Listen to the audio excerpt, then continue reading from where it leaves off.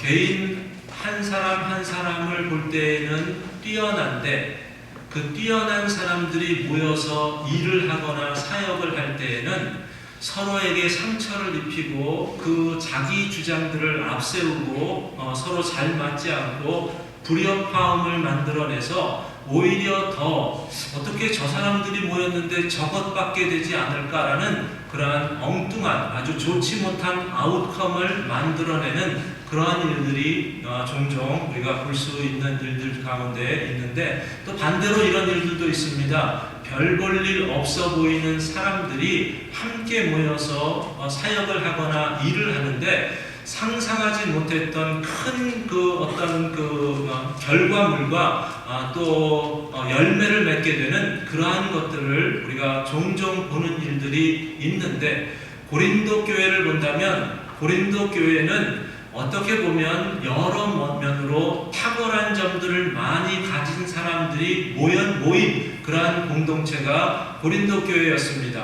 은사를 이야기하고 있는데 은사도 여러 탁월한 은사들을 가지고 있는 사람들이 교회 안에서 사역을 하고 있는 것을 보는데, 그런데 이 고린도 교회는 후자에 제가 이야기했던 것보다 전자의 그 교회, 마치 이 교회는 문제가 많고 많은 사람들이 상처를 입고 계속해서 성장도 하지 못해서 어린아이와 같은 그러한 교회로 계속해서 자리 잡고 있는 그러한 모습을 바울이 본 겁니다.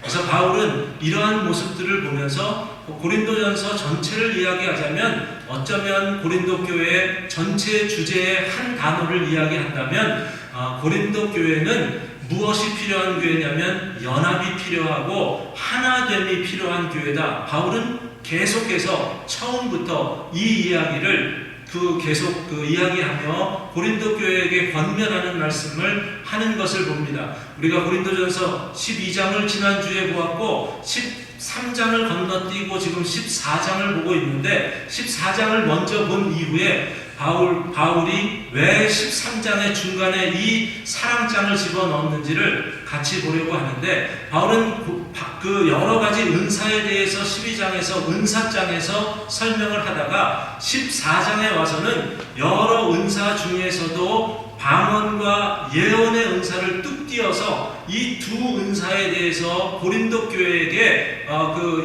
은사에 대한 고린도 교회가 가져야 할 마음가짐에 대해서 설명하고 있는 것을 봅니다. 왜 방언의 은사고 예언의 은사만을 이야기하고 있는가? 라는 것을 이야기하자면 이 문제가, 그 은사가 가장 고린도 교회 안에서 두각이 되며 고린도 교회에는 가장 문제를 일으킬 만한 그러한 은사가 이러한 은사들이었기 때문입니다. 만약에 제가 우리가 살고 있는 이 시대를 이야기하면서 바울이 은사의 문제를 세 가지 은사의 문제를 가지고 이야기를 한다면, 어쩌면 방언의 문제, 예언의 문제, 그리고 한 가지를 더한다면 병고침의 문제, 이러한 은사들에 대해서 바울이 이야기하지 않았을까라는 생각을 갖기도 합니다. 그렇다면 바울이 고린도 교회가 방언과 예언의 은사에 대해서 어떤 이야기를 하고 있는가? 먼저 방언의 은사에 대한 이야기를 한다면 두 가지로 바울이 중요한 문제를 이야기하는 것을 보는데, 먼저 방언은 하나님께서 개인을 통해서 개인의 신앙생활에 개인이 하나님과 소통하는데 유익함을 주기 위한 은사다라는 것을 이야기하는 것을 봅니다. 그래서 오늘 2절에 있는 말씀을 보시면, 방언을 말하는 자는 사람에게 하지 아니하고 하나님께 하나니라고 이야기합니다. 이것을 조금 의역을 해서 제가 말씀을 드리면, 방언은 하나님께 하는 것인데 옆에 있는 사람들이 잘 듣지 못하기 때문에 하나님과 개인적으로 하나님과 소통을 하면서 하는 그러한 거기에 유익한 것이 방언의 은사다라는 것을 바울이 말하고 있는 겁니다. 그러니까 바울은 이런 식으로 이야기하는 겁니다. 방언이 왜 개인의 유익을 위해서 사용되어야만 하는지, 이 방언이라는 은사가 교회 공동체 안에서 공적인 모임에서는 사용되지 않아야 하는지 라는 것들을 바울이 7절에서부터 11절까지의 말씀을 통해서 설명을 하고 풀어가고 있는 것을 보는데, 7절을 보면 이런 이야기를 합니다. 한 가지 필이나 검은고와 같은 그 악기를 통해서 비유로 이야기를 합니다. 여러분, 필이나 악기를 아이들이 부를 줄 모르는 아이들이, 이 악기를 다룰 줄 모르는 아이들이 필이나 검은고를 다룬다고 한번 생각해 보십시오. 음의 어떤 그 높이와 낮이도 제대로 모르고 음을 분별할 줄도 모르고, 그런 사람들이 이 피리를 치고 피리를 부르고 또 검은고를 타는 그런 일이 있다면, 그것이 그 옆에서 듣는 사람들에게는 어떻게 들리겠습니까? 이거는 그냥 시끄러운 소리고 뭔가 생명 없는 소리고 소음 공해와도 같은 것밖에 되지 않는 그런 일들이 있는 겁니다. 뭐가 그렇게 해서 유익이 있겠느냐라고 그렇게 이야기할 수 있습니다. 8절에 있는 말씀을 보면 바울이 또 한 가지 나팔, 군인들이 전쟁을 하는데 나팔을 부는 것과 같은 것을 방언의 비유를 들어서 설명을 합니다. 여러분, 당시에 나팔이라는 것이 얼마나 전쟁에서 유용한 용도로 사용되었는지 우리가 상상할 수 있습니다. 이것은 명령을 하기도 하고 상황에 대해서, 지금 전개되는 상황에 대해서 설명도 하는 그러한 역할들을 하지 않습니까? 예를 들어서 나팔을 어떤 방법으로 불면 지금 적군이 우리에게 가까이 근접해 있다, 그러니까 우리가 준비해야 된다. 그리고 또 나팔을 다른 식으로 불게 되면 공격하라, 후퇴해라, 아니면 제자리에 머물러서 잠잡고 가만히 있어라, 여러 가지 나팔 소리 하나만을 가지고서 명령을 할 수 있고 상황을 이야기할 수 있고 하는 일들이 군대에서 사용되어졌던 일들인데, 그런데 오늘 이 8절에 있는 말씀을 보면 나팔을 부는데 무슨 나팔을 부는 건지를 알지 못하는 그러한 것으로 나팔을 불게 되면, 그러면 나팔을 의지하고 있었던 군인들한테는 이게 무슨 유익이 있겠느냐? 소통이 되지 않는데 엉뚱한 소리를 자꾸 내면, 그러면 군인들에게는 그것이 오히려 유익한 것이 아니라 해로운 것이 될 수 있다라는 그러한 의도에서 8절의 말씀을 소개하고 있는 겁니다. 그러면서 바울이 방언의 은사는 이런 것이다라고 9절에서 요약해서 이야기를 합니다. 같이 한번 읽습니다. 이와 같이 너희도 혀로서 알아듣기 쉬운 말을 하지 아니하면 그 말하는 것을 어찌할리요? 이는 허공에다 말하는 것이라.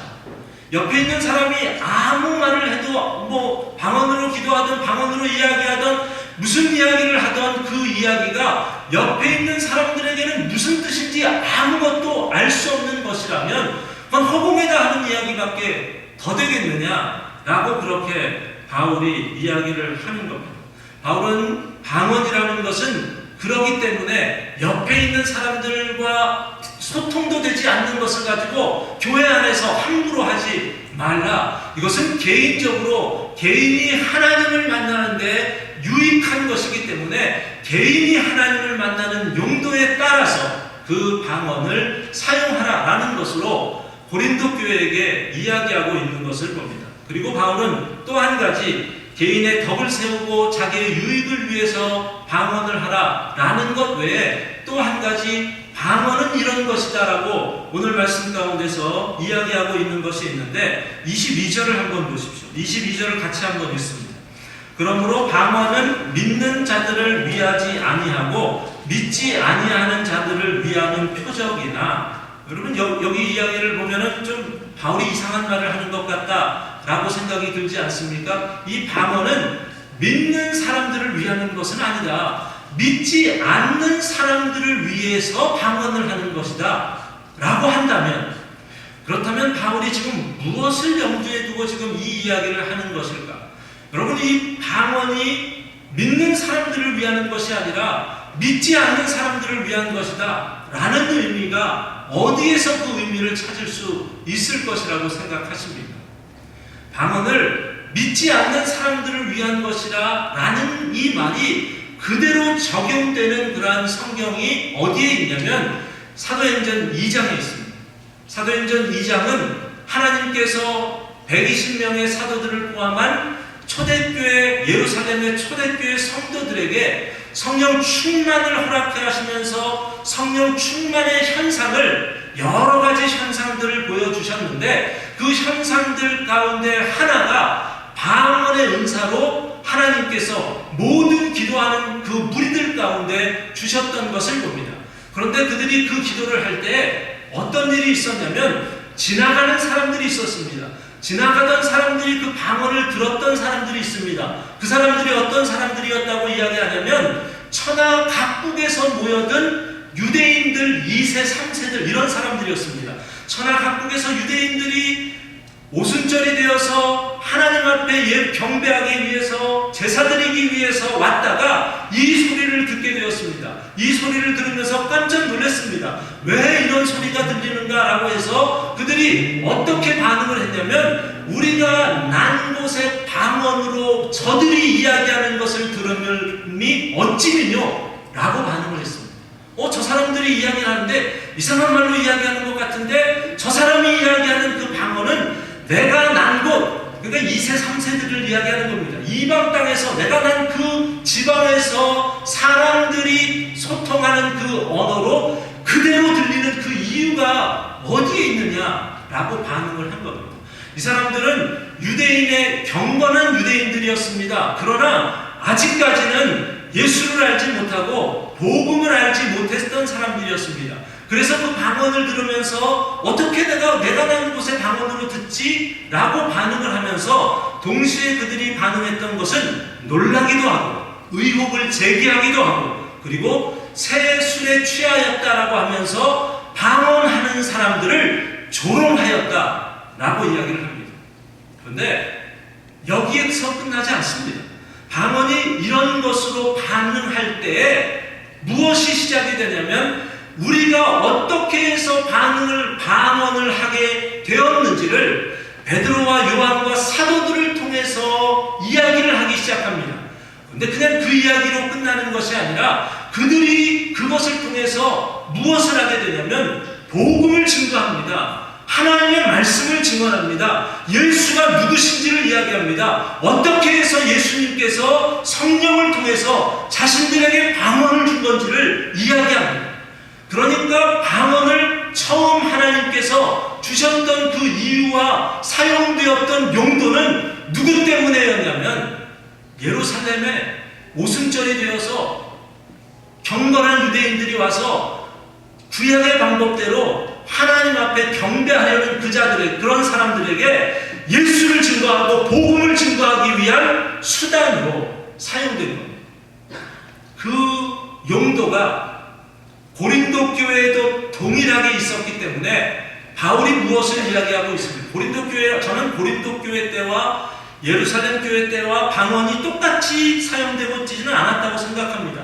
똑같이 고린도 교회에 있는 모든 사람들이 초대교회, 예루살렘 교회 120명이 다 방언을 했듯이 그렇게 방언하지 않았습니다. 그런데 그 중에서 사용되었던 용도 가운데 동일하게 사용되었던 방언의 역할 가운데 하나가 무엇이었냐면, 그것을 통해서 믿지 않는 영혼을 구원하는 것이었다라는 것입니다. 두 가지 바울은 방언의 용도에 대해서 이야기를 했습니다. 하나는 개인을 위한 것이다. 그런데 이것이 혹 교회 안에서 함께 방언이 되어지는 혹 그런 일이 있다면, 통역을 이야기하고 이런 이야기를 합니다. 그런 일이 있다면 이것은 교회를 위한 것이 아니다, 교인들을 위한 것이 아니다, 바깥에 있는 믿지 않는 영혼들을 구원하기 위한 것이다. 바울은 분명히 방언을 사용해야 할 이 역할에 대해서 분명하게 지적하고 있는 것을 봅니다. 그렇다면 예언은 어떻습니까? 방언이 개인적인 것이라면 바울은 예언에 대해서는 이렇게 이야기합니다. 신앙의 공동체 안에서 옆에 있는 사람들에게 권면하며 위로하는 것이 예언이다 라고 이야기합니다. 3절에 있는 말씀을 같이 읽겠습니다. 그러나 예언하는 자는 사람에게 말하여 덕을 세우며 권면하며 위로하는 것이요. 방언은 사람에게 말하는 것이 아니라 하나님께 말하는 것이지만 예언은 사람에게 말하는 거고 그 사람에게 이야기해서 어떤 의도로 이야기를 하냐면 권면하며 위로하는데 쓰임받는 것이 예언의 은사이어야 한다라고 이야기하는 겁니다. 마치 카운셀링을 하듯이 하나님의 말씀을 가지고 형제 자매에게 위로하고 권면할 수 있는 그러한 것을 이야기합니다. 히브리 말로 나바라는 단어가 있습니다. 이 나바라는 단어는 히브리 말에서 어떻게 번역이 되냐면 예언이라고 번역이 됩니다. 나바라는 말에서 나온 단어 가운데 나비라는 단어도 있습니다. 이 나비라는 단어는 나바라는 예언이라는 단어에서 나왔는데 그 단어의 의미는 무엇이냐면 선지자라는 뜻을 가지고 있습니다. 그러니까 선지자라는 나비와 나바라는 예언이라는 이것은 동일한 단어나 마찬가지고 같은 의미를 가지고 있는 겁니다. 그렇다면 예언이 뭡니까? 예언이 뭡니까? 여러분 예언을 어떻게 정의하십니까? 지지난주에 저희가 요한계시록 그 특강을 했을 때 그 목사님이 계시에 대해서 예언에 대해서 오늘날은 좀 잘못 인식하고 있는 부분이 있다. 오늘날은 예언, 계시 이런 이야기만 들으면 사람들은 무엇을 생각하냐면 앞으로 일어날 일에 대해서 말하는 것 이것만 생각하는데 오히려 그것은 그냥 아주 마이너한 것이다. 진짜 중요한 것은 뭐라고 그러는지 아십니까? 하나님의 말씀을 하나님의 사람들에게 대언해서 이야기하는 거 이게 예언입니다. 그래서 예언이라는 단어 나비라는 이 단어가 어떻게 번역이 되기도 하냐면 예언이라고만 번역되지 않고 대언이라는 걸로도 성경에서는 번역되는 일이 있습니다. 왜 이런 이야기를 하냐면 구약에 있는 이 개념이 예언의 개념이 신약에도 그대로 사용되었다면 우리가 주목해야 할 필요가 분명히 있기 때문에 그렇습니다. 성경에서 하나님의 말씀을 하나님의 사람들에게 대신해서 대표해서 이야기하는 사람 중에 대표적인 사람을 소개하자면 누구를 이야기할 수 있습니까? 누구를 여러분은 이야기할 수 있습니까? 누가 제일 하나님의 뜻을 사람에게 전하는데 잘 사용된 사람 가운데 누가 제일 잘 사용된 것 같습니까? 모세입니다. 모세는 하나님의 말씀을 애굽의 바로 왕에게도 가도 그대로 전하는 일을 했고 그리고 그 동일한 말씀을 이스라엘 백성에게 대언하는 일을 했던 사람이 모세입니다. 그래서 모세가 그 신명기서에 보면 신명기 마지막 장인 그 34장을 보면 모세가 마지막에 유언을 하고 죽습니다. 모세가 죽은 이후에 모세는 이런 사람이었다 라고 부연 설명을 하는 구절이 있는데 신명기서 34장 10절을 보면 이렇게 말합니다. 그 후에는 이스라엘에 모세와 같은 선지자가 일어나지 못하였나니 모세는 여호와께서 대면하여 아시던 자요 라고 이야기합니다. 모세는 전무후무한 선지자였다 라고 이야기합니다. 모세가 전무후무한 이 세상 모세 이전에도 이런 사람이 없었고 모세 이후에도 이런 사람이 일어나지 않을 거다 라고 이야기하면서 모세는 이런 사람이었다 라고 이야기하는데 가장 구약의 대표적인 선지자였다 라고 이야기합니다. 모세가 하나님의 미래에 일어날 일들을 이야기한 그런 것이 모세의 역할이 아니라 하나님의 말씀을 그대로 바로에게 이스라엘 백성에게 전하는 사람이 모세였다는 것을 기억해야 합니다. 그렇다면 초대교회나 지금에나 예언은 같은 의미를 가져야 합니다. 하나님의 뜻을 사람 앞에 전하는 겁니다. 그런데 하나님의 뜻을 사람에게 전하는 것이 초대교회와 지금은 다릅니다. 저는 초대교회에 예언하는 은사는 지금 오늘날에는 없다고 생각합니다. 왜 그런지 아십니까? 초대교회에는 하나님의 말씀이 완성되지를 않았습니다. 그렇기 때문에 하나님께서는 개인 한 사람 한 사람을 통해서 모세와 같이, 바울과 같이, 베드로와 같이, 오늘 베드로가 한 이 고린도전서 14장은 예언과 같은 은사로 이렇게 적혀지는 말씀입니다. 그런데 이 말씀이 완성된 이후에는 예언을 할 수 있는 사람들이 누구나 있습니다. 지금 이 안에도 있습니다. 그런 은사를 가진 사람들 가운데 아까 예언이 뭐라고 했습니까? 중요한 역할은 하나님의 말씀을 가지고 권면하며 위로하는 것이라고 했는데 그거 할 줄 아는 사람 이 안에도 있습니다. 여러분, 권사의 역할이 뭡니까? 권면하는 자 아닙니까? 하나님의 말씀을 가지고 힘들고 어려운 성도들을 찾아가서 권면하며 위로하고 기도하는 것 아닙니까? 그러면 예언 아닙니까? 목사나 장로나 교사나 이런 사람들이 예언의 은사를 가지고 있는 부분들이 있습니다.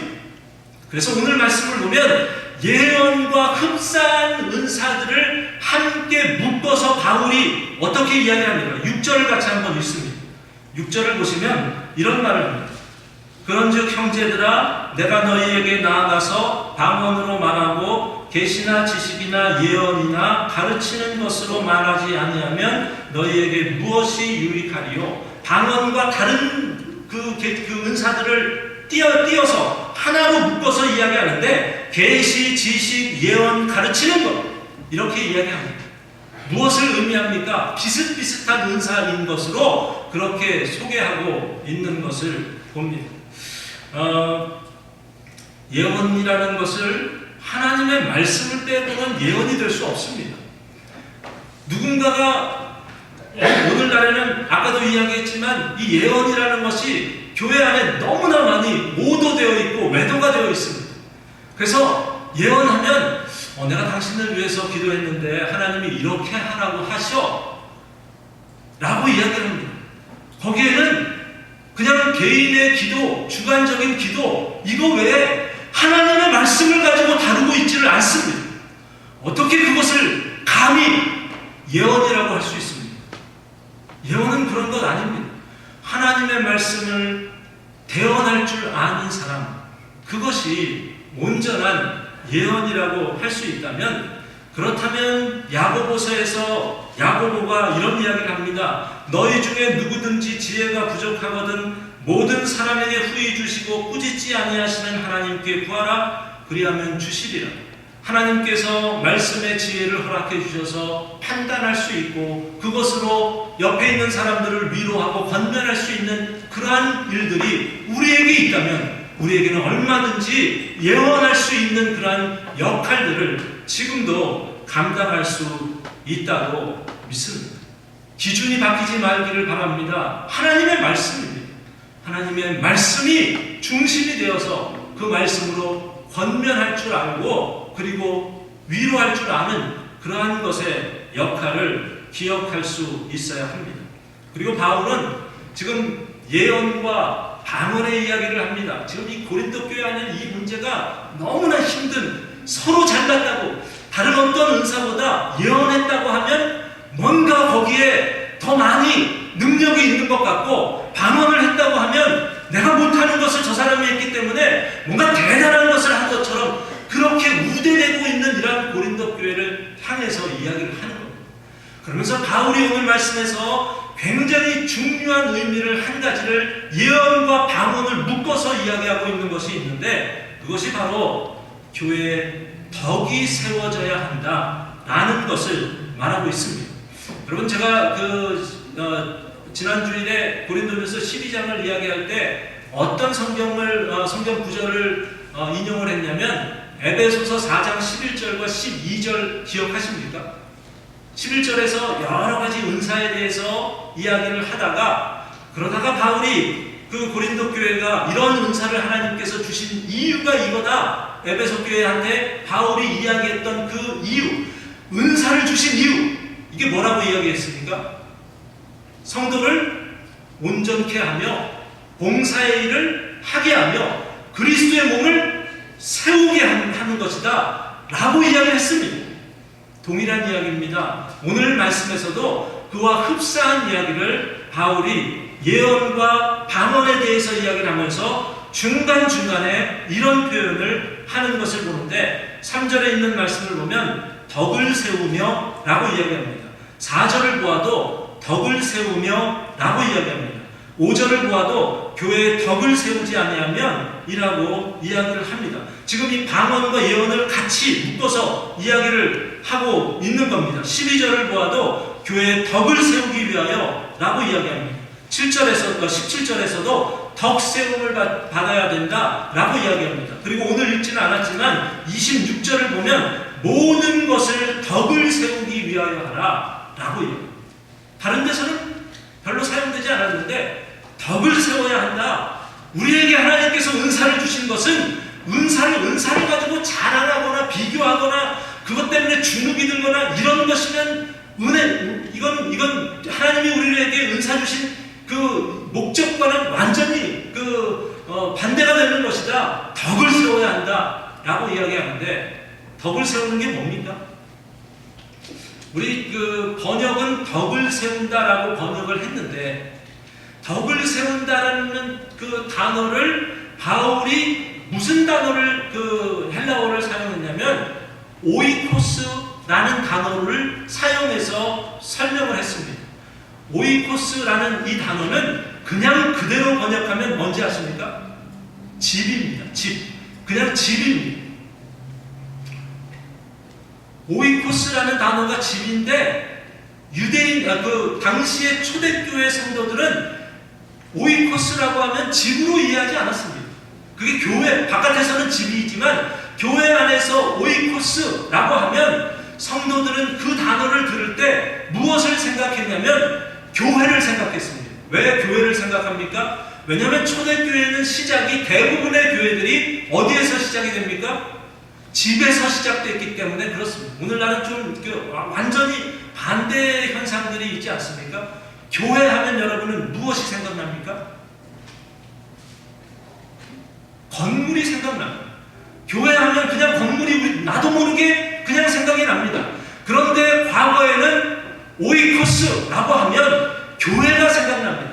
바울은 교회라는 이 교회를 세운다라는 것을 어떻게 표현을 하고 있냐면 오이코스라는 단어를 통해서 이야기하는데 이걸 지금 한국말이나 영어에서는 edification, edify 이런 단어로 표현을 합니다. 무엇을 이야기합니까? 교회가 덕스럽게 세워져야 한다 이 의미를 가지고 있는 겁니다. 그래서 이것을 더 직역해서 이렇게 번역해도 무관한 겁니다. 교회를 세우기 위함이다. 방언을 하는 것은 교회를 바로 세워야 하는 것보다 너 개인적인 교회가 바로 개인적으로 덕이 섰쓰는 것은 그것 때문에 교회가 바로 섰쓰는 거다. 예언도 마찬가지다. 예언을 잘 감당하면 그 은사를 잘 감당하면 교회가 서야 된다. 만약에 교회가 세워지지 않고 교회가 하나님 앞에 덕스럽지 못한 부분이 은사 때문에 되어지는 일이 있다면 그건 교회에서는 필요 없는 거다. 바울이 이렇게까지 이야기하고 있는 것을 봅니다. 왜 이 이야기가 그렇게 중요합니까? 왜냐하면 이 이야기가 오늘날에도 계속해서 문제가 되고 있기 때문에 그렇습니다. 여러분 곰곰이 생각해 보십시오. 여러분에게 어떤 은사가 있습니까? 나는 은사가 없습니다 라고 말할 수 있는 사람은 없습니다. 우리에게는 다 은사를 하나님께서 주셨습니다. 우리에게 주신 은사가 있는데 저희가 12장에서 4장 5절 6절 4절 5절 6절에서 은사는 여러 가지나 다 같은 것이다. 또 은사 다음이 직분은 여러 가지나 다 같은 것이다. 그리고 사역은 여러 가지나 다 같은 하나님께서로부터 난 것이다. 이런 이야기를 했습니다. 은사가 있으면 은사에 따라서 사역이 주어지고 직분이 주어지고 직분에 따라서 사역을 감당하는 일들이 우리 안에 있는 겁니다. 하나님께서 우리에게 은사를 주셨는데 그 은사를 여러분은 어떻게 감당하고 있습니까? 교회 안팎에서 주신 은사를 어떤 식으로 감당하고 있습니까?